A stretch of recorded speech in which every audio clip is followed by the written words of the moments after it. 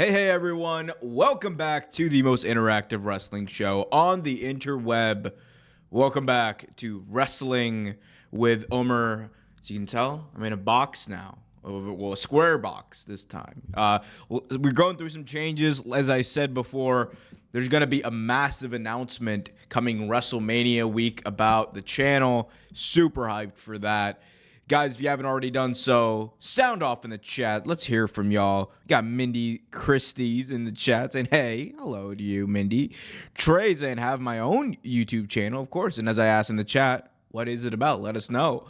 Guys, sound off in the chat. Be sure to smash that like button, subscribe, and all that jazz. We've got a wonderful show unplanned for you today. We're going to be talking about Jade Cargill being finally announced as SmackDown exclusive. We are also going to be talking about the controversy, quote unquote, around Bill Goldberg and some of the things that he's had to say recently. And of course, as with every show we do, got to talk about some pro wrestling news. Tony Corin? Tony in the chat says, sup, playa? What's up, bro? Hopefully y'all are doing great in the chat, guys. Leave your questions, your comments. Let me know what you guys think about this week in wrestling. There's a million places to start, but I guess, I'll just start off, if that's cool with everyone, talking about Jade Cargill, because Jade Cargill, man, made a splash in a massive way this week, didn't she? Debuting, or not debuting yet, but they played a hype package for her. They introduced her to the audience. For those of the people who are not aware, she of course was in AEW for a long time, and she went on a bit of an undefeated streak, but she's now in WWE. They played an awesome promo package building her up as this mega star that she is. And the one thing you can always say about Jade is no matter where she is, whether it's WWE, AEW, no matter what, she's always going to be a top player because she feels like a star. She comes across as a star, and just even in the ring, is she the best technical wrestler of all time? No, but she's good, and she's getting better. And I think that all of those attributes combined create one hell of a talent and one hell of a megastar for WWE. That's for sure. We got Tony in the chat saying, I'm ready for Jay to give Damage Control the forecast like X-Men 97. So that's one of my plans actually for this weekend, or was one of my plans for this weekend. Hopefully I get to it either today or tomorrow. Most likely tomorrow. I do want to check out X-Men 97. I haven't had a chance to watch it yet. I really am interested. I've heard a lot of great things about it. From what I've seen, the animation is really dope. So, and one of my big problems, right, is or not problems, I should say. One of my big things is I kind of like the old style of animation. Obviously, it glitches every now and then, but there's something kind of authentic to that you don't get with or that's missing, I think, from this generation's animation. That doesn't mean that the animation isn't great, but I really like the way they kind of blended the old designs and, obviously upgraded it a bit, but still kept a bit of the vibe of the old X-Men animated series. Absolutely love that. But I'm super hyped for X-Men 97. That's for damn sure. And I'm super hyped to be spending my Saturday with y'all. Well, as I said, man, Jade Cargill, they played this video package for her. She is now SmackDown exclusive, which is an interesting choice. You would think that, with Monday Night Raw being a 3-hour show, maybe that's a place where they would rather have her shine and potentially be the one of the flagships. And the reason I say that is because I also am someone who wants to see eventually down the line Jade Cargill versus Rhea Ripley. I think that's a monster matchup. Both literally and figuratively, these are two of the biggest, baddest women in all of professional wrestling, and they could kick most of the guys' asses backstage. So when you have that level of credibility, right, or whatever the right word is there, when you have that level of star and talent, man, it just, there's just so much to be done there. So really am digging though the Jade vibe, the Jade hype. I think there were obviously many people who were unhappy with the way that she left AEW, and I understand that, but I think Jade's on her way to doing a lot of great stuff in WWE. She's one of those people who doesn't matter which company she's in. What matters more is that whatever company she's in allows her to, be presented in a very special way, because I think that is key for her success. If she is presented as, like just another person. And my only worry, I will say, my only worry with WWE is that eventually all big men, or excuse me, all like bigger professional wrestlers, like the ones they build as like bigger, like monsters, like those types of wrestlers, male and female, at some point they get away from being, these big threats, and they go into being like comedy relief. And I'm not saying that, everyone has done. I'm not saying that like, everyone is always comedy relief, but like you look at big men throughout WWE history. You have Braun Strowman. At one point, he was doing comedy relief stuff, and I'm not talking about the eating the cake stuff. That was gold. That was classic, awesome Braun. I'm talking about the stuff like that he did with Nicholas at WrestleMania 38. 34. I'm talking about doing like the comedy spots in the ring. I am not a big fan of that. Big Show is a big example of this. They did the same thing with Mark Henry. They've done the same thing even with someone like Andre the Giant at one point, was doing like comedy spots and like doing comedy like gimmicks. And I was like, this is not good. I don't like that. And Nia Jax, if you want to have a female example of this, I hope that never happens with Jade, or I hope that if it does happen, it's one of those things that's natural and not like forced. Because there is a propensity with WWE to do that. Of course, Triple H books women very different than Vince did, so hopefully that will help things. But I will say that's like one thing historically, or at least since they've been around, that WWE or AEW, has done a lot better. If you look at like the big men who are like credible big men, right, in AEW, they for the most part like have not lost that mystique of being, big men. They've not gone into doing like comedy stuff really. Like the closest you have is like Miro probably, and Miro, like the comedy stuff that he does is like a little more natural to his character rather than like the forced over the top, here's a big guy in a diaper type of comedy with the WWE used to do. But yeah, I'm not a big fan of that presentation of people. Like, but if you look at like even like someone like the Murder Hawk Monster, Lance Archer,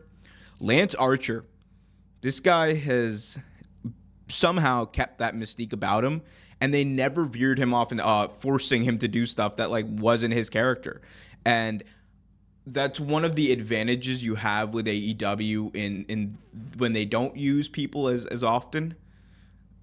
Like, you don't allow them to lose their luster to the audience. You don't allow them to be overexposed to the audience. And again, that's not to say that AEW does this perfect. There's a lot of critiques about them not using talent when they probably should and things like that. But I think for the most part, like as far as big men go, like AEW probably does it better than WWE at this point. We've got Liam in the chat. Hey, Liam, how you doing, man? I'm doing great. Just enjoying my Saturday. I'm getting over being sick. Yesterday was not a good day for me, but throat's still a bit sore, but we're going through it. Hopefully it's all uphill from here. Liam says, then over on WWE we have Otis doing the count. Like, oh yeah, I love classic Otis. By the way, this is probably my hot take of my lifetime. Outside of the Firefly Funhouse, the match I was most excited to see going into WrestleMania 36 was Otis versus Dolph Ziggler. Because they told a story. And this was during a time where WWE wasn't the best at telling those stories. They weren't the best at, like telling you like the like really easy and his almost historic stories, like like they hi Ali, Thank you. But, you know, like they haven't done like a lot of the, I don't even know what I was talking about. Oh, Otis, right? Otis at Mania. Yeah, I think Otis, like that feud with Dolph Ziggler and Mandy Rose, that little love triangle they had, and then Sonya Deville was like her friend who was trying to get him away from Otis. I thought that was a good story. And I'm not saying like this is a main event level story. No, but for WrestleMania, for the match, for what they were doing building up, I thought that elevated Otis into a place of relevancy that was way bigger and better than what he probably would have been doing with Heavy Machinery. Liam says, I have bro that loves Tiffany Stratton a bit too much. Oh, dear. What do you mean? Bro shouts, okay, well, that's, wow. Yeah, wrestling fan's gonna wrestling fan. That's crazy. But I'm a big fan of Tiffy time. I'm not sure if I'm a big fan of that time.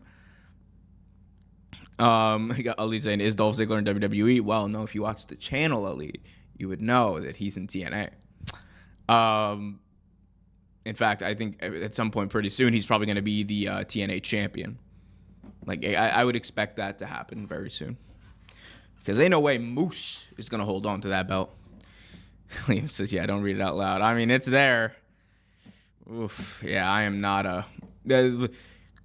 There's to me, like, again, everyone has a different line. That's a line for me. I'm not going to ever say something like that at a wrestling show. It's crazy. But yeah, speaking of wrestling shows, I did go to AEW Big Business recently. I put up a vlog for that about that too. That was really cool. I got to go to Boston in Big Business. Sorry. Oh, Liam, I apologize. You're right. Nick Nemeth is in TNA. Hit me with that. I'll have you know, Nick Nemeth is in TNA. Dolph Ziggler is still back in WWE. I appreciate you, Liam. By the way, Liam, your boy Drew is killing it right now. Hold on, this is actually one of the things I wanted to do, guys, because I am absolutely loving the hell out of what Drew McIntyre has been doing on Twitter with CM Punk. Like let's just take a look here. I'm gonna pull up my screen so we can just go through some of some of the outrageousness that Drew McIntyre has been outrageous things that Drew McIntyre has been saying about CM Punk. We're just gonna okay, move the wrong layer, and there we go. All right, let's move this over here. Make this a little bit bigger, but like he has been popping off in the funniest way. Like there's this video right here. This is what I'm talking about. Well. This is hilarious. Hold up. Well. Oh. Seems like a lot of people are awfully excited that Punk is back in the gym and using some baby wigs. No, I am.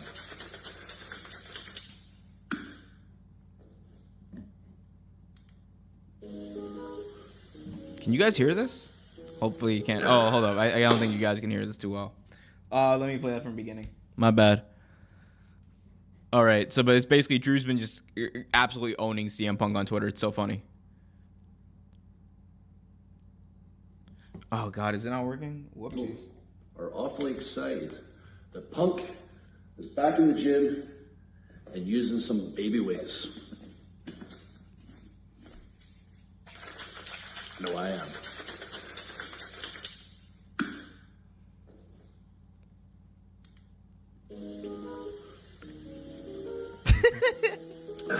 Like, he's a menace. Test those triceps. Test those triceps, he says. Watch this. Bro really played Cry Me a River. You're right, Leo.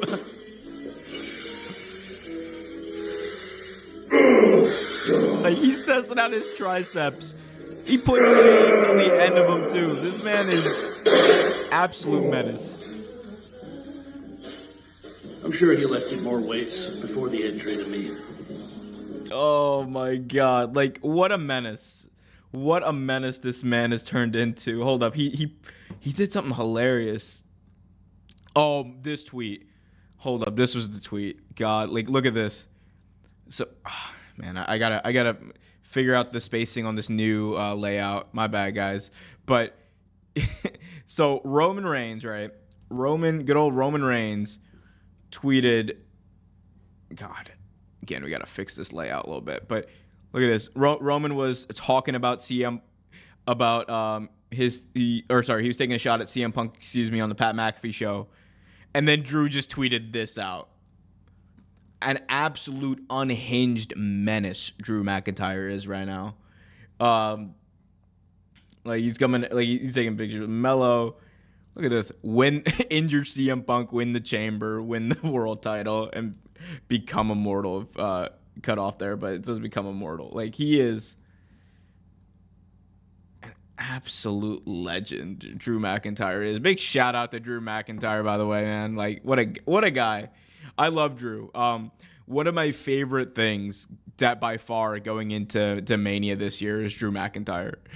It's like Drew went full on Jack Perry on Punk, real glass talk. But yes, he was like, it's real. He's like, CM Punk's bones are made out of glass, real glass. He said that, and he like, what a guy. Like, and this is like the perfect way, I think, of like Drew McIntyre, showing that you can get over by being yourself on social media, and like, you don't have to solely rely on just getting over with the promo time you have on WWE TV, because not everyone's going to be there. So building up your image, building up your fan base on there, and building up a feud with CM Punk using your social media is just amazing. It's like, and like, look, people have done it before. Obviously, we all remember or Zack Ryder, now known as Matt Cardona. Dijak is doing this. Dijak, I think, is the best at doing this, by the way. Like, I don't know if you guys have seen Dijak's Twitter. It is the funniest thing you will follow on X. Like, it is absolutely unhinged. Hold up. Let me pull this up. Like, first of all, like, that is his photo. His pinned photo is just that. Like, he does not give any Fs at all. Like, someone came up to SmackDown with a push Dijak side. My man's marking out to himself. Like, it's amazing. He's amazing. And like, his promo that he did was also really funny as hell, because dude like literally says like, I'm white. This is really funny. But I really enjoy him. Like, he's obviously also a really good wrestler. But again, going back to Drew, like, this is a way that he is showing that I cannot play that song, Liam. But this is a way that, like, he's showing and Drew is showing that they are popular, that they have personality, and they're doing it solely off of social media. And that's one of the advantages to social media for professional wrestling. I know there are a lot of disadvantages to that, but one of the advantages is that you have the ability to try to push yourself and get a little bit more over than you otherwise would be. And that's dope. So, yeah. I really want to see the Dudleys back for one more match at Mania. I would say if the Dudleys get back in the ring, and I'm not sure what Devon Dudley's, I'm not sure what his status is, because he's obviously gone through, a whole bunch of health issues. But if they were to get back in the ring, I could see it in AEW before I see it in WWE. Because I think, if like you have Edge and Christian, or Adam Copeland, Christian Cage, right, in AEW, that's the place where they're going to have Edge and Christian versus the Hardys for the final time. That's the place where they're going to have, potentially, if they can make it happen, the Dudleys versus the Hardys versus Edge and Christian for the final time. Like, those are, especially the Hardys and Edge and Christian, that is a slam dunk. That match should happen. And if it doesn't, that's very indicative of other problems that AEW be going through, for sure. It's an absolute classic. I don't know about all that, but it is something. We didn't get The Rock last night on SmackDown. That was insane. I wasn't expecting him, and you know, he wasn't advertised obviously, but yeah, I still wish he would have came out and did something, but he'll be there. Excuse me. He will be there for Raw at the Barclays Center, so that's gonna be cool. Yeah, and by the way, that I might as well, right? I might as well make a. It's not the announcement I was gonna make, but it is an announcement that I will make. Let me just find this, but we do have some interesting stuff. By the way, guys, if you haven't already done so, be sure to leave your questions in the chat, subscribe, hit that notification bell, all that jazz. I want to hear from you. What do you guys think about this week in wrestling? What was your favorite thing from pro wrestling this week? Let me know. What was your favorite thing from pro wrestling this week? As I pull up my handy dandy graphic, got to get the graphics out. You already know how it is. Y'all know how I roll on here. For all the real takers out there, y'all know how I roll. Right. And there it is. I think almost. We're almost there. Boom. There it is. Unveiled for everyone to see. WrestleMania week plans here for Real Take Wrestling. Monday, we got Monday Night Raw post show. Tuesday, of course, we got the OT Graphs podcast live, late breaking at 8 p.m. We also got Wednesday night post show for Dynamite. Thursday, I have a WrestleMania 40 preview show stream planned. Also, and then on Sunday morning, of course, I'm going to be at WrestleMania on Saturday, so no stream then. I'm probably going to be in the Philly area for Ring of Honor that on Friday night, so not going to be there to do a stream. But Sunday morning, we have, I'm very tired. Sunday, we got back-to-back streams, a WrestleMania Night 1 post-show, and then a WrestleMania Night 2 post-show later that night. So mark your calendars. WrestleMania week is going to be crazy. And, of course, that Monday night, that is when I think I'm going to make that announcement. And that is going to be a can't-miss stream. That is going to be a can't-miss stream for all of y'all out there. So it's going to be fun. And, yeah, it's going to be cool. Can't wait.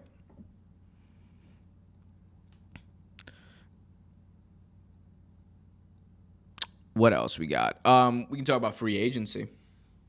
I know that Swerve Strickland recently, and this has been in the news, Swerve Strickland was talking about, potentially Drew McIntyre being a free agent, and he was really excited and hyped about that. And I was too. I was pretty hyped about that too. But the longer it goes on, the longer Drew does this stuff, the more I'm inclined to believe that he is either re-signed or he is probably going to re-sign with WWE. I just don't see him at this point. That's how you can tell I'm tired. I just don't, and I'm still recovering from being sick. But I just don't see him at this point, going to AEW. Even though I saw that a few months ago, some people I could see going to AEW. Sheamus is one whose contract I believe is coming up pretty soon, and he's one who I think when his contract is up, I believe he will end up going to AEW. That is just my guess and belief of the situation. I think Sheamus has made a lot of money in his time in professional wrestling, and from what we hear and from what's been reported, dude just wants to be. He just really wants to be, out there having great banger matches. What can you blame him? You can't blame him for that at all. Let's see. Wrestling contracts. Fightful usually has good stuff around this. It's been a while. Let me see if they updated this at all. Let's see. So, as you guys can see here, upcoming contracts. We got Drew McIntyre sometime after WrestleMania. Becky Lynch believed June 2024. Same with Rollins. And then we get into some of the people who I think, are more realistic. Like Ricochet is someone who I could totally see going over to AEW, especially with Will Ospreay in the mix now. There could totally see that dude going to AEW at some point. We got the modern day Maharaja Jinder Mahal, summer of 2024. That's a possibility as well. All of the New Day up in December. Although with Big E, I'm not sure if injury time is going to be added to that, because he obviously, had a likely career ending, or at least career shortening injury. We don't know when or if he's ever going to be back in the ring like that. Randy Orton is probably, I would say Randy Orton probably had injury time added as Fightful notes there. We've got Kevin Owens through 2024, so his contract is probably up at the end of the year, beginning of next year. And then we get into the ones we kind of don't know about. Nick Khan is listed here. That's what? Nick Khan. Could you imagine Nick Khan? Nick Khan is All Elite. Hold up. Nah, that would be wild. That's not happening. It's never happening. No. We're having fun on the stream. It ain't happening. Don't worry. Don't worry, WWE fans. You won't be lost. You won't be lost. You won't lose your savior, Nick Khan, who, by the way, as I discussed in an earlier video, apparently did have knowledge of the Vince McMahon relationship with Janelle Grant, which, not great. That's all I will say about that situation. Not great. If you want to hear my thoughts on that, I obviously did a video. It is on the channel. And yeah, I go into great detail on that report from Brandon Thurston, John Pollock, and Tim Marchman. And it just goes to show you, man, like, powerful people. Like, are we surprised that people knew about this relationship? No, you shouldn't be surprised. People knew about this relationship, this inappropriate workplace relationship where the power imbalance was horrific. Shouldn't surprise anyone. Real quick, let me go through the AEW side of this. We didn't do this. So we got Matt Hardy. Of course, he's been in the news. Like, people have been talking about Matt Hardy's contract. He was at a WWE show recently. Of course, he worked there for over almost 2 decades at various points. Like, of course, Matt Hardy is going to, like, of course he's gonna have people there and go to the show if they're around town, which they were around town. So of course he was gonna go see it. You got Tony Schiavone. I think he's gonna be staying there. Shane Taylor, that's an interesting one. I think Shane Taylor's really solidified himself on AEW TV. I guess it would be hard for me to see him go, especially considering like they're pushing him and his faction. We got Bryan Danielson. I expect him to re-sign with AEW, and they might even add injury time back to his contract. Dustin Rhodes is one that, that's one you never know about. I could see Dustin leaving. I could see Dustin staying. I would say that, it would make a lot of sense for him to go and be with his brother in WWE. I think Cody would like that. I'm not sure where Dustin is at in that respect, because I know he does at least some stuff backstage with AEW. But we'll see. We got Angelo Parker and Matt Menard. Nah, re-sign these fellas. Lifetime contracts, fully guaranteed. Don't lose out on Daddy Magic and Cool Hand Ange. I think Daddy Magic, to me, is like one of the most underrated guys in all of AEW. If you go back and you watch some of his promos, especially the one that he cut after Blood and Guts against the Blackpool Combat Club, this dude is truly one of the most like emotional and like, he's one of the most like emotionally captivating promos that AEW has. He's just usually never in a situation where he gets to do that. Of course, we all know he has personality. That's why he's on Rampage commentary. That's why, he's out here doing all these backstage promos and they trust him. But he did a promo after the Blood and Guts match against the Blackpool Combat Club last year that absolutely, like, it was gut-wrenching in a lot of ways. It was very gut-wrenching because he spoke about how he missed the birth of his child for this. Like it was so visceral and he still had like all the blood over him. Like, man, people forget. Cool Hand Ange and Daddy Magic, they kicked ass in that match. So shout out to them. Shout out to Cool Hand Angie, Daddy Magic.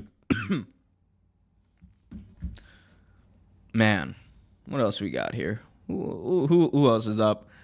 Miro in 2026. Chris Jericho. Jericho's an interesting one. Don't be surprised if he ends up going back to WWE someday. I could very well see him going back to WWE someday.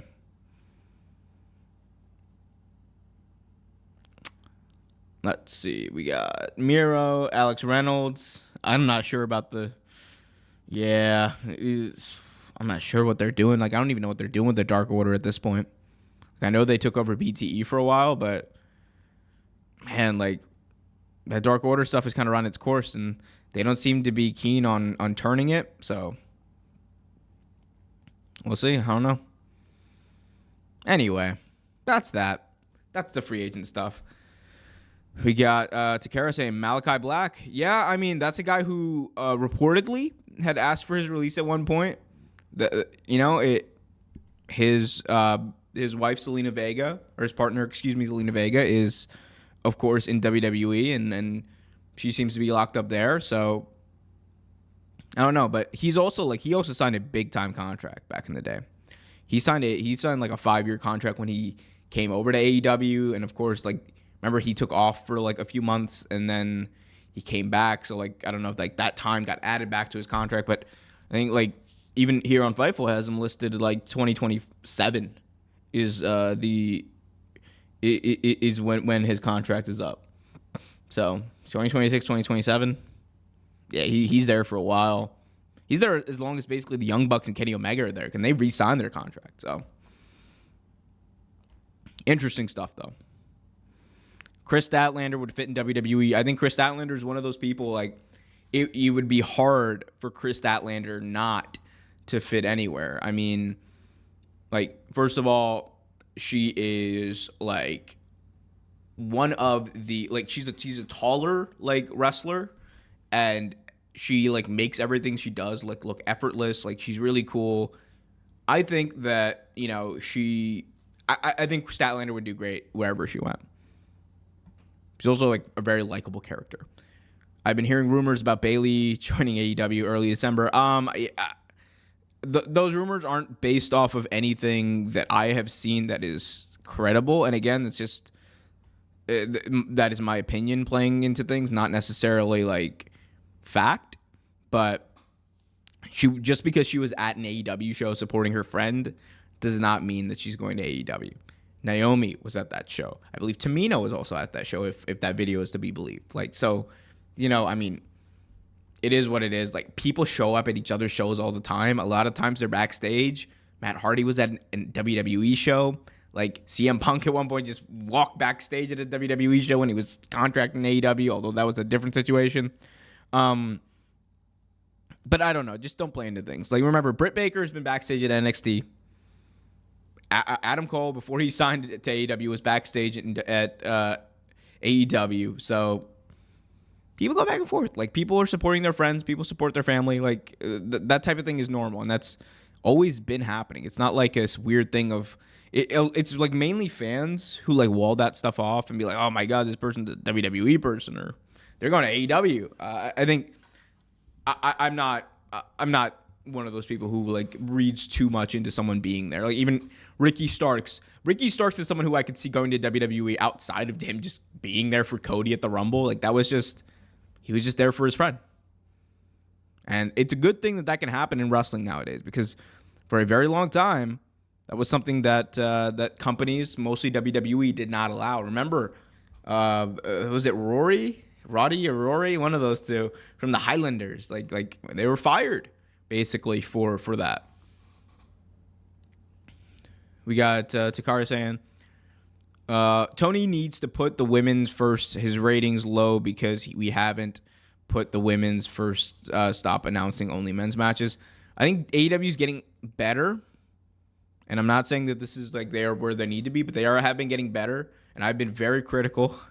Extremely critical of AEW and their booking of the women's division, but they're getting better, and you're seeing it with look back at this past week's Dynamite, for example. Again, it's just one show, but they opened it with a Mercedes Moné promo, and what they do, they built up a continuous story that would culminate in the main event. And that's a good thing. We need to see more of it, and we need to see it outside of the title picture, which we are. But again, I just want to see more and more of this kind of stuff, because you have men in a feud without the belt, and like the belt obviously accentuates feuds, but like you can have women in feuds without the belt. Like they can have bad blood too. It's possible. So I'm telling you, like it's getting better. It's definitely not where it's supposed to be. I will say this. I know a lot of people don't like the Cool Hand Ange, Ruby Soho stuff. That stuff is right down my alley, like the love stuff. Now, Saraya and Zach Knight. There's a lot of really good stuff they could be doing with Saraya. This ain't it. This is not it. Takara is saying you should have 2 women's matches on the same night. Yeah, I agree. And I think AEW needs to be doing that consistently. And I know that there's a lot of people out there who are like, well, why is AEW thinking about putting on an all-women's show? I'm like, because they have a bunch of badass women wrestlers that they don't use. And people need to be highlighted. And there is a large subsection of the audience that would be really into that and be willing to part with their money, for that. And for that reason alone, I'm telling you, it's worth it. That's just my view. I want to see it too. So maybe I'm biased, but I want to see it too. What else is going on, guys? Let me know in the chat. What's on y'all's minds? Let me hear from y'all. As I look for stuff to talk about. I mean, we could talk about Goldberg if we want. I feel like I got what I wanted to say about Goldberg. Hold up. Maybe we just give it a little bit. Maybe we just, we'll just, you know what? Why not? I want to talk about Goldberg. So we're going to talk about Goldberg. So Goldberg, everyone's favorite old man, Bill Goldberg, got in some hot water this week because he was basically calling out WWE, but he also called out talent. And he called out Asuka. He was really mad about Asuka, taking over his undefeated streak or overtaking his undefeated streak or whatever in his mind. And I made a video that was partially about that where I ranted about this ad nauseum. So go check that out for the full rant. But here's what Goldberg had to say about all that. What's that? A girl what? Beat my undefeated streak. Oh, I didn't know that. What's the story there? Yeah, I can't even remember. Asuka is her name. Some Japanese girl. And they touted her as being the one to have the longest winning streak. And it just so happened that culminated when I got there, right? And then it just so happened that every single wrestler uses the spear in their moves, right? Yeah, that's for sure. Pretty ironic that happened when I got there, right? So that's how they do. Did something happen when you got there that you think caused the rub where they wanted to change the storyline? Was there one thing, or do you think it was just kind of... No, the fact that I didn't get along with Paul Levesque, which is Vince's son-in-law. Yeah, so he blames the fact that this undefeated streak was taken over, and everyone's using the spear now. Like, he blames that on Paul Levesque. He blames that on Triple H. I mean, again, I went into full detail about this, but he just comes across as an out-of-touch old man who doesn't watch the product or doesn't know much about professional wrestling. And that's not me saying that, again, he wasn't in the business or he knows, he has more firsthand knowledge about pro wrestling than I will ever know in my life. But he doesn't sound like it in that clip because he sounds like just a bitter old man. My view entirely. Like, come on, like, bro, like it's bad enough he mispronounced Asuka's name, but like everyone's using the spear. That was my move. Like, what kind of old head mentality is that? That's the type of mentality that, got people bullied in the locker room like 20 years ago. It's the type of mentality that led to like people making bad choices, like that old school mentality Undertaker likes so bad. Like, come on, bro. Like, you're not the only person who's ever used the spear. Rhino was using the spear. Same time as you, my Chi. Same time as you. Like, so, and people, like, I had a wild ass comment. Hold up. I don't normally do this, but this is a wild ass comment that I wanted to respond to. I didn't because you know what? I'm a good person. I'm too good to respond to some of these comments. But there was a wild ass comment that someone put on one of my videos. I think this is it. See if I can pull this puppy up. Yeah, I think I did. Did I not? We'll expand this out, but like basically it was on that video I made about Goldberg, and some fan got pretty upset in their feelings about it. Says here, obviously you don't know Goldberg started in WCW in 1997, undefeated streak in 1997, September till December 27, 1998. Edge debuted in WWE in it did 1999. That's what they're trying to say there. Like, my guy, like, you're telling me Goldberg was the first? Goldberg invented the spear, is what I'm hearing. Goldberg invented the spear. And even if he did, you know what? How about this? Even if Goldberg invented the spear, even if he did, ain't no reason that 20 years later, over 20 years later, people can't use the spear. He's got no right to be pissed about it. That's all I'm saying. He's got no right. He's telling a story for his friends. He probably wants to, like, you know, kind of like, you know, make the news, make himself relevant again, whatever he wants to do. He's doing it. It's working if that's his goal. But it's petty.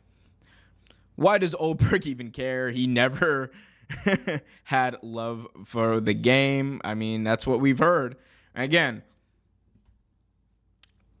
I'm Team Bret Hart. I want it to be known. I'm Team Bret Hart when it comes to stuff like this. Like, it is hilarious. It is hilarious when I hear, like, you know, like old heads like Goldberg, you know, say stuff like that. And like, Omer, I don't think the new generation cares about Goldberg's undefeated streak and multiple belts. It makes him angry. I mean, they don't. Here's the thing. I think the undefeated streak was like the coolest thing about Goldberg. That's the truth. It's the coolest thing about Goldberg. Outside of that, he wasn't a great wrestler. Never cut a great promo. Like, his best match was, I mean, he had a few good matches in WCW when he was wrestling really good talent like DDP. But his best match to date, I think, was either that match against DDP at Halloween Havoc 98 or, like, you know, the return match with Lesnar at Mania. Like, that was, or the rematch, with Lesnar at Mania. That was a great match. 5 minutes long, but exactly what it needed to be. And it made him look great. It made Brock look great. And that's exactly what you had to do if you're WWE. But, like, he wasn't a technical, like, savant. He made his character and image made an impact on the business. But Bill Goldberg wasn't, you know, again, this is my opinion, right? But Bill Goldberg isn't, like, one of the greats of all time, you know, as far as, like, being top 10, top 15. Like, no, he's not there. And that's not saying that he doesn't deserve respect. I think he does as a wrestler, as a legend. And he is a legend. But he also, like, come on. Like, people don't care about your undefeated streak. Yeah, because it was booked horribly at the end, and it was ruined by WCW. Like, I'll give him that. His undefeated streak was ruined by WCW when they had them do the taser gimmick. Like, it was so stupid. Like, Starrcade 98 was built up to be this big thing, and that point, you want to talk about a point where WCW, it was, like, solidified. They would never, ever, like, go back to beating WWE in the ratings. That was the moment. They had already been losing, like nearly 6 months in a row at that point. Prior to then, but it was like solidified. That was it. Like that was like, we are never coming back from this. Like, and all hope is lost of ever realistically competing with Monday Night Raw. That was never going to happen after that. And you can point a lot of it to that moment. And I do. Quite frankly, I do.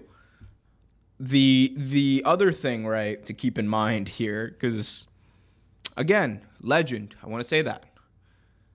But also, like, Goldberg ended the career of Bret Hart. It's just the truth. And Bret has been very open about Goldberg being an unsafe worker. He dropped The Undertaker on his head because he gave himself a concussion. Like this is like not... Just saying, it's not good stuff, man. Not good stuff. It's like that's like saying Undertaker hates Braun Breaker for having a better wrestling. I mean, I don't know about all that. Braun Breaker's good, but he's not there yet. He's about to be the new Ryback. He might be. Might be. Yeah, I'm not. Again, last thing I'll say about Goldberg here, like, man, it upsets me, and this is probably what it is.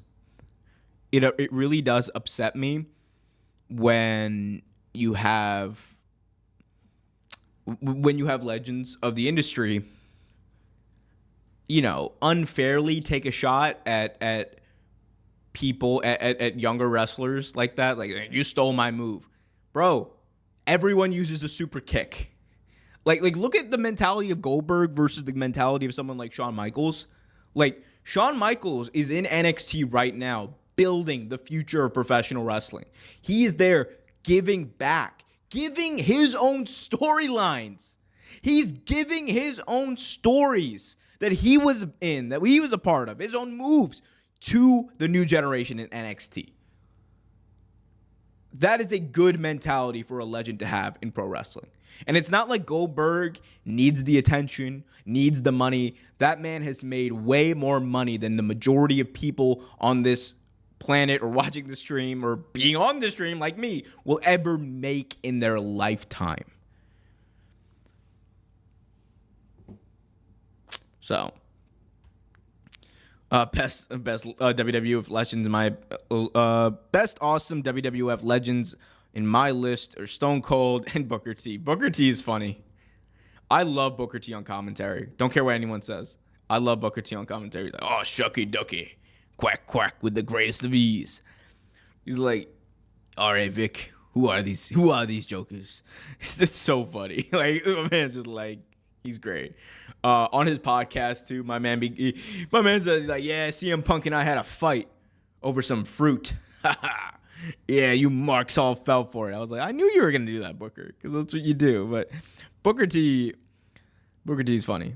Shout out to Booker T.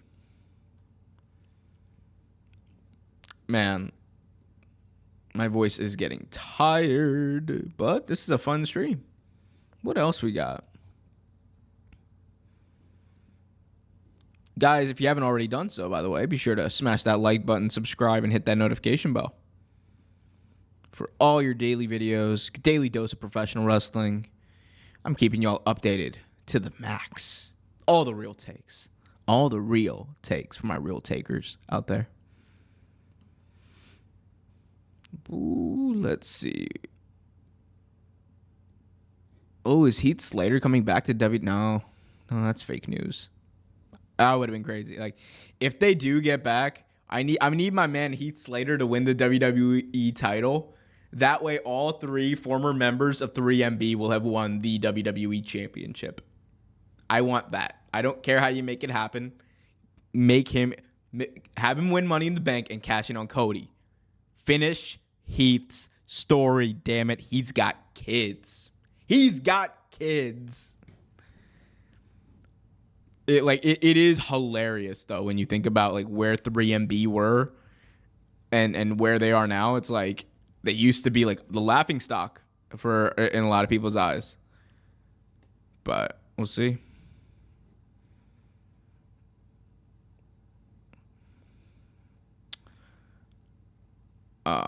What else? Juan in the chat says Goldberg taking a shot at WWE is like Ronda doing it just to sell her book like why. I would say that Ronda's gripes are more. I would say this. I think that a lot of Goldberg has to say is more disingenuous than what Ronda has to say, because what Ronda has to say is like stuff that we've known about and stuff that people have been saying for years. Like, and all it is really is like WWE, historically is a sexist company. And that is not news to anyone. Vince McMahon was the owner and proprietor and booker of everything. Like, that's not, like, she didn't say anything that wasn't necessarily true. She did say some very favorable things about Triple H.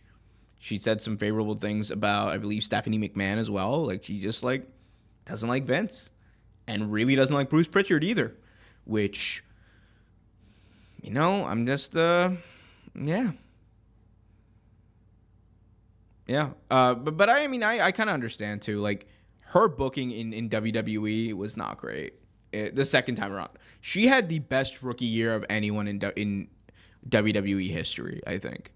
Like, there is no one who had a better rookie year in pro wrestling than Ronda Rousey ever.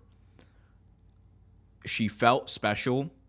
She was really good in the ring. Her matches they gave a different feeling every time. It was that big fight feel every time you saw Ronda in the ring. And, like, that's what catapulted that, and, like, the rise of Becky Lynch is really what catapulted women's wrestling to the main event of WrestleMania. It was undeniable at that point. It was undeniable. So, big shout out to Ronda for that. Like, I mean, she is a part of history and will forever be a part of pro wrestling history. And no one can ever take away that from her. I think, again, a lot of her gripes, I've not read the entirety of her book. I've only read excerpts, but a lot of her gripes seem to be legitimate in my eyes. Goldberg just being like, these kids these days are taking my moves. They're taking my moves, damn it. They're taking my moves and they're taking my undefeated. How dare someone have an undefeated streak? No one's as good as me. I'm Bill Goldberg, damn it. I Chibba Hall of Fame. Mark Henry in the Hall of Pain. Shout out to OSW. Tikar in the chat says, Omer, when Triple H and NXT at the same time, I spam Ronda's name to join WWE back then. She did join WWE back then. And yeah, Ronda's beef is not with Triple H. It's with, seems to be with a lot of the old establishment in WWE, which a lot of people have the same gripe. I mean, as I've covered on this show, like, a lot of those people kind of, they were aware of all of the controversies and everything else that were happening in WWE at the time. A lot of people were aware of that. It wasn't just this thing of, oh my God, Vince was dating this entry-level staffer and no one knew about it. How could anyone know about it? Like, everyone knew about it. According to the lawsuit, Nick Khan knew about it. According to the lawsuit, Stephanie had knowledge about it. Like these are things that have been reported that we know. And if you just use a little bit of common sense, it's pretty easy to see that they knew. That's just my view. Like, it would be, Vince McMahon would literally have to be either like the most like secretive person in the world, which by all reports he's someone who likes to brag about this kind of stuff, but like, either has to be like one of the most secretive people in the world in that respect, or like everyone else has to be like really stupid, like way too stupid to do their jobs. Which neither is really the case in my view from what I've seen. Yeah, I think, like, yeah, you know what? I'll just say what I think. Y'all have seen my videos. If you haven't, they're all in the archives. You can see it. Like, that video I did about the Nick Khan situation with the lawsuit, like, that was, if you are looking for a breakdown of that kind of stuff, go check that out. Takara says, quick question, did Triple H help Finn WWE career better than it was the second time in NXT?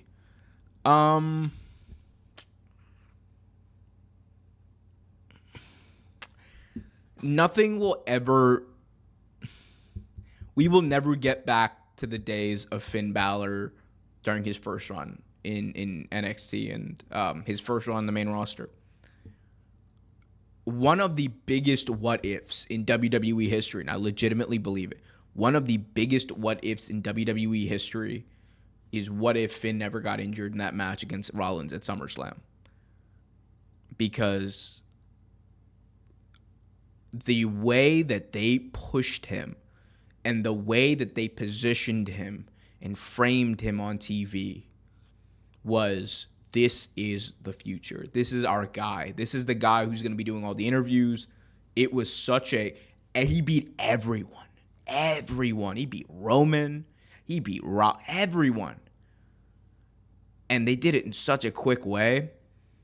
And he was never able, and I don't think, unfortunately, in WWE, will ever be able to recapture that magic.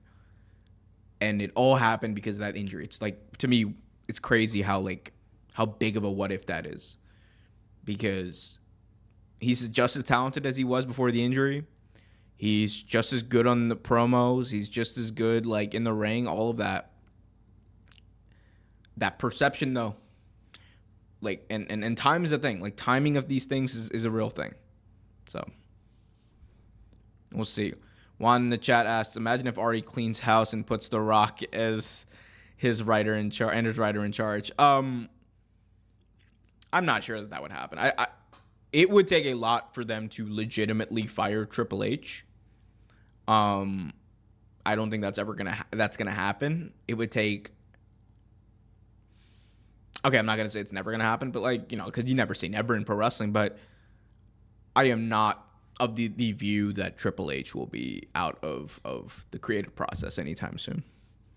And I don't think it's going to be for The Rock. I think a lot of The Rock joining the board stuff is a bit overblown. He's not the head of the board.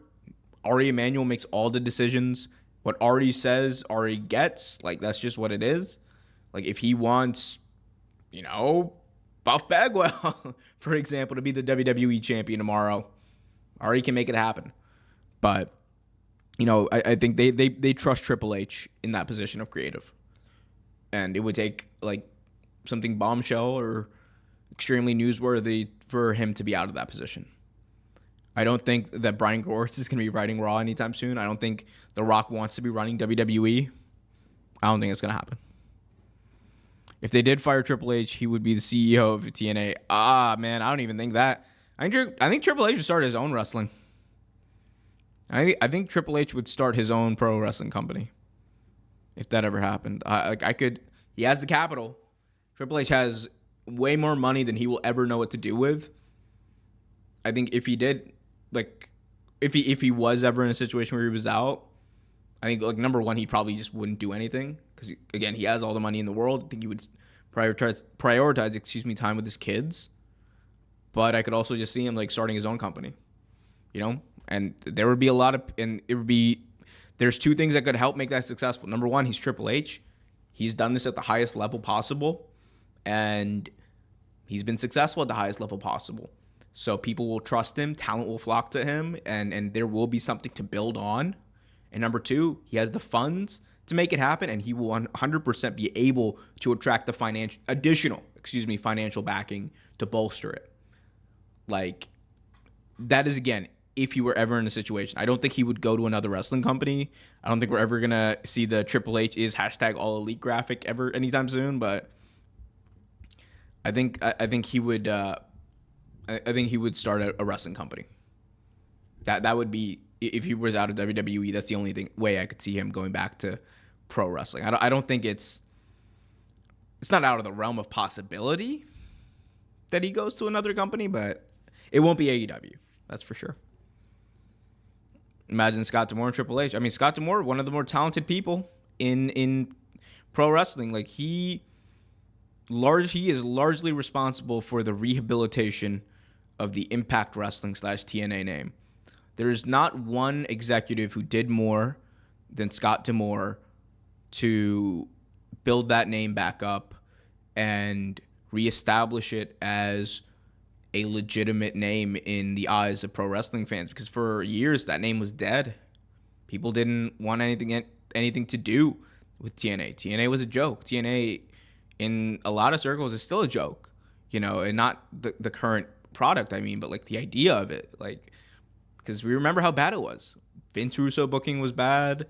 The debacles with Dixie Carter and the Hulk Hogan and the Eric Bischoff era, the Monday Night Wars, which weren't even wars. Like, come on. Like, the TNA Monday Night Wars were like, I don't even know what to call it. Hold on. I'll just, like, for the sake of arguments, we're on, and I'll just pull this up. Like, look at this. This was the TNA. God help these poor suckers in TNA. But TNA did their little Monday Night War thing, right? Where they were like, we're going to compete with WWE every Monday. We got Hulk Hogan and Eric Bischoff in 2010. We're doing exactly what was cool 12 years ago.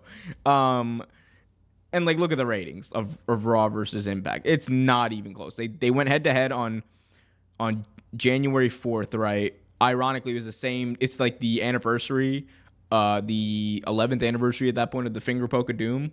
Hilarious. But, like, look. Even that decision, right, to go live on that January 4th show, and that was the first show with Hulk Hogan and everything, they got a 1.5 rating against Raw's 3.6, which was, they obviously went head-to-head, and it was like that Hulk Hogan debut in TNA versus the return of Bret Hart, which a lot more people tuned in for Bret Hart, obviously. And I always thought about this. Like, do you know how many people probably would have tuned in if Impact was on their regular time on Thursdays, when people are used to watching Impact? It would have been way more. It was such a dumb business decision on TNA's part to even try to do this. Because, like, look, because number one, you got people out of the habit of watching you every single Thursday. So people weren't used to it. People didn't go back as much as they would. And then on top of that, like, you got trounced. And it was never even going to be close. Like, you got trounced in the ratings. A 3.4 versus a 0.98 to begin with. And then, like, then they also made a mistake of they weren't live every week. So that was the other issue. So people knew what was going to happen. And that's when you saw, like, drop-offs like this. On April 26th, a 3.3 versus an 8.5.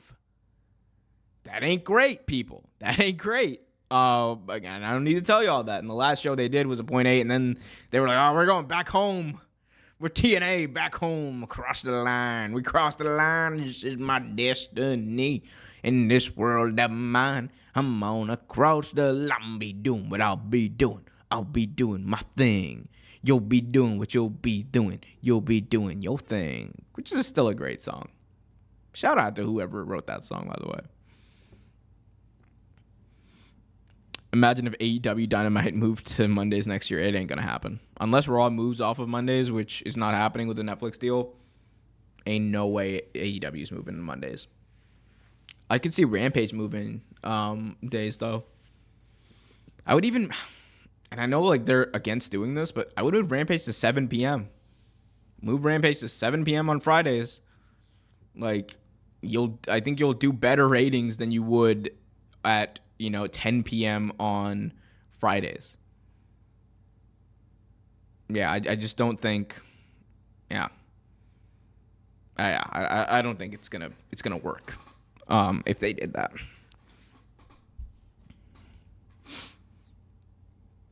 I think his debut wrestling company would sell out 10,000 tickets.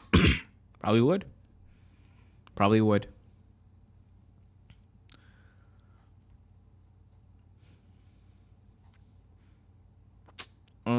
Let's see.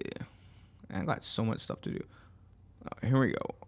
Breaking news. Spotify is reportedly introducing a, quote, time machine feature that will allow users to see their monthly statistics of their most streamed artists, songs, albums, and more. Okay, so they're doing the Wrapped except monthly. Interesting. Shout out to Spotify for that. Give me a deal. Still getting over this cold. My throat is as dry as a bone. By the way, I put up a poll on the community tab about SmackDown last night. And we got 59% said good, 5% said bad, 15% said meh, 22% didn't watch. Which is interesting. Quite interesting to me.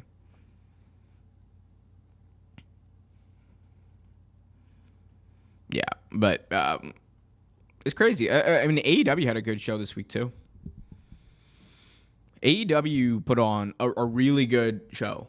I thought and I know that there are some people out there who are complaining about the main event. I understand it's not everyone's cup of tea, but Christian Cage versus Adam Copeland was spectacular. I loved that main event. I thought the finish was great. It was like call back to hardcore wrestling matches I grew up on, and Cope got the victory in the end, and he's the TNT champion again. And we're getting the Cope Open next week, next Saturday night. There is no Collision tonight, unfortunately. By the way, Collision. Man, Collision might be like Collision's such a good show right now. Collision is such a really good show right now. Like, and Tony Khan is just, he's a madman, by the way. Man had Shibata and Bryan Danielson just go out there like on 24 hours notice. We're gonna have Shibata and Danielson. I was like, yo, you just ruined my Saturday. I had plans on Saturday night, and he ruined them. Next Wednesday, he's just giving us Shibata versus Will Ospreay for free, and I'm just like, how dare you? How dare you? Like, it's crazy. Like you ask me what my favorite wrestling show is right now, it's probably Collision. Like, I think Collision is my favorite wrestling show right now. I think Dynamite is right up there as well. I think SmackDown most weeks is up there too. Raw is, and for me, I'm not gonna lie to y'all. For me, a lot of Raw is not even that it's a bad show, but it's just the 3 hours. It is really hard for me to commit to the 3 hours weekly. That's why, like, most of the time whenever I watch Raw, how I do it is I record and then I watch it on replay the next day, and I'll fast forward through like the BS segments and the commercial breaks, so it's an easier watch. Juan asked me an interesting question. Do you think Dave Meltzer is trying to destroy AEW? He's still trying to convince the world that they are mad at her for her comments and her salary hit pieces. By her, who do you mean? I'm not sure who you mean by her. I know that, like, Wrestling Observers put out some stories about, the Jack Perry thing, which some people think they're getting worked. Other people, think, oh, my God, Jack Perry, is he leaving? What's going on there? I think it's a little bit of both. Like, I could see Jack Perry being legitimately mad about the way that situation was handled. I could see Tony Khan being mad about everything that went down.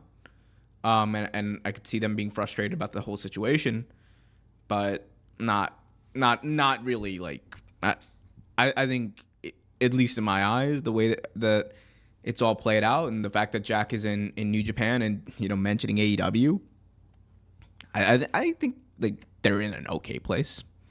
Oh, so you're asking me? He's still trying to convince the world that people are mad about Mercedes backstage. Yeah, I don't know. That's one that I obviously don't know the source outside of Meltzer. Like Meltzer and the Wrestling Observer guys, they know who they talk to. However, her comments about her comment, I could see how her comments rub people the wrong way though. I could see that. That's not me saying that I think everyone backstage is like, oh my God, Mercedes coming in with a big head. Oh my God, the ego inflated. No.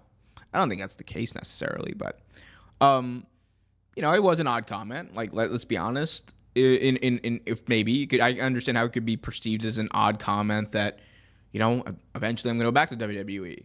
But if we look at it realistically, one, Mercedes is a worker. She's working. She wants to get people excited. It had people talking, didn't it? And number two, I mean, realistically, she could end up in WWE again. She signed, a 3-year contract, according to some reports. Yeah, I could see her going to WWE again. It's very possible. Very well possible. Do I think, I would have done that? No, but I could see people, potentially being upset about it. Really love how they showcase Naomi and Bayley in the storyline with Damage Control and Bianca. the whole half of SmackDown. Yeah. Again, SmackDown was a good show last night. I was not the biggest fan of the promo battle between Cody and Roman. I thought the visual at the end was really cool of like, the bloodline and Team Rhodes, like, which we're like so many months away from War Games. Like, it would be really cool if that was like the War Games match. But yeah, that probably should have been the War Games match, to be honest. Forget a Judgment Day. They could have told a story with the bloodline stuff. Do you think Mercedes Moné is jealous? I don't know. I'm not going to get into who's jealous. Like, because I don't know who's jealous, honestly. I'm not sure if Mercedes is jealous of anyone or anyone's jealous of Mercedes. Like, I'm not. I don't know.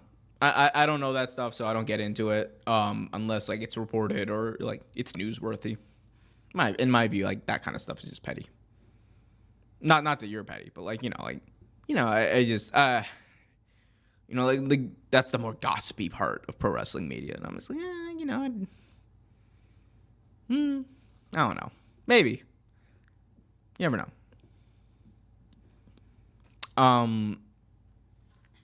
But it's interesting the way they're using Mercedes. I'm really curious to see what her first match is going to be. I mean, I think at this point, probably Willow, right? Yeah, probably Willow, which is going to be cool to see at AEW Dynasty Live, where I'm going to be there. If you're in the St. Louis area, hit me up. Let's talk.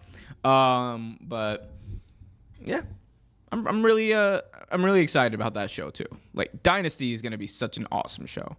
Like, you're going to have Swerve versus Joe, likely for the world title. And that's going to be so good. Like, we're finally going to get Swerve's crowning moment, hopefully, inshallah. Like, Swerve's crowning moment as the AEW champion. We're going to get, the culmination of the tag team tournament, likely with the Young Bucks versus FTR. Which that's going to slap.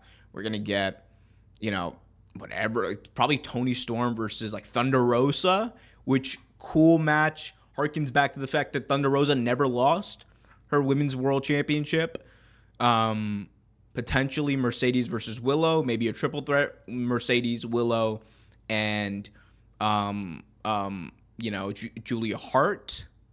That's like, there's so much you could do there. And then, of course, I can't even believe I'm saying this, Bryan Danielson versus Will Ospreay. You know why I'm so hyped for this match, honestly, guys? Because here's the thing. I knew when Will Ospreay was coming in, there were going to be some dream matches, obviously. The rematch with Kenny. Rematches with Okada. Matches with the likes of Ricky Starks. Matches with the likes of Konosuke Takeshita.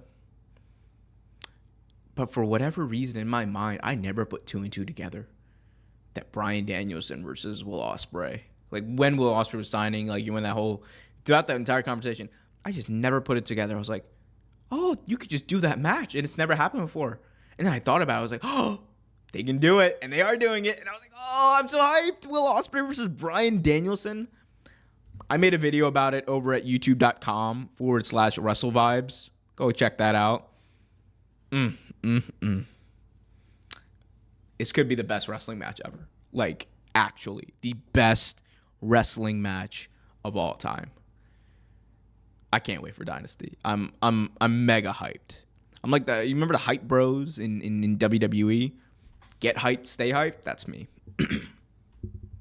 Anyway, I need to give my throat a rest. I've been talking for like an hour.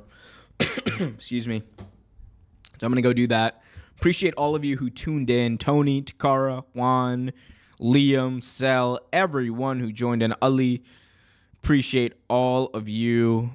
Guys, if you haven't already done so, it's a great time to smash that like button, subscribe, hit that notification bell for daily news videos on the wacky, wild, wonderful world of professional wrestling. Until next time, be happy, be healthy, and as always, keep it real.